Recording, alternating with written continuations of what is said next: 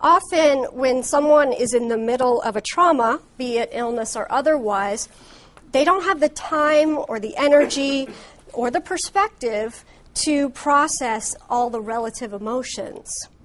For the sake of survival and sanity, they're pushed down, and at least to some degree, they're not addressed. So where do these emotions go? Well, I think I just assumed that they simply dissipated like smoke into the air. But what I know now is that emotions are energy. And as the first law of thermodynamics tells us, energy cannot be created nor destroyed. So, what happens when we're unable to feel our feelings? In my experience, they wait until they have an opportunity to pop up, and often at very inopportune moments. There comes a time when I had to grieve my past suffering. So a year after my second transplant, I was taking a class a friend was teaching. It was a group of spiritually minded individuals who got together once a week to learn about different spiritual principles and practices. One evening, my friend started talking about the Buddhist practice of Tonglen. This was a meditation that I personally used on a daily basis when I was at my most ill and in a great amount of discomfort and pain. She told the class that it was a meditation to increase compassion for other people and gave the details on how to practice it. It just so happened that this was one of my most powerful tools, and I had taken it and kind of transformed it and tailored it to be my own. So I didn't practice the actual traditional form of Tonglen.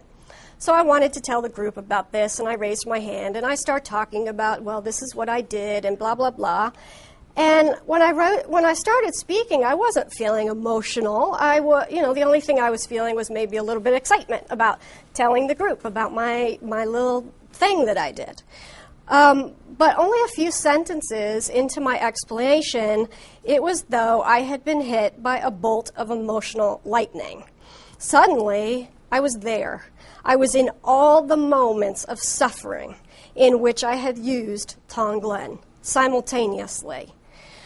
All of that emotion was there, and it was overwhelming. And I began to cry. And I was aware as I was crying that my tears made no sense and that they were completely out of context with what I was talking about. I felt really self-conscious, and I was willing myself to stop crying, but my tears wouldn't stop. The emotion continued to build, and I was sobbing, unable to catch my breath. And I was confused by my own feelings, and I apologized profusely for this mysterious outburst of mine. And I eventually had to just shut up and go cry somewhere for like an hour. It wasn't until the next day that I was able to understand what had happened. At that point, I'd stumbled enough times into these pockets of unexpressed grief. So I was able to recognize it with a little bit of distance.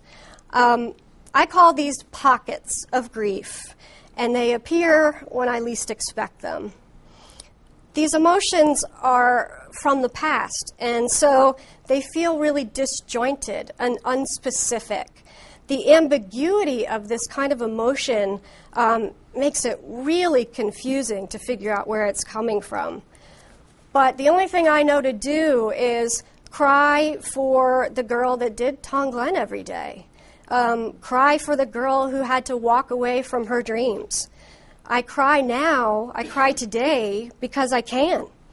I now have the breath and the strength to sob for her losses. I can do today what I was unable to do so long ago. And the energy of these emotions has lived within me for all these years. And now, through my tears, the grief can be transformed. So there's no handbook.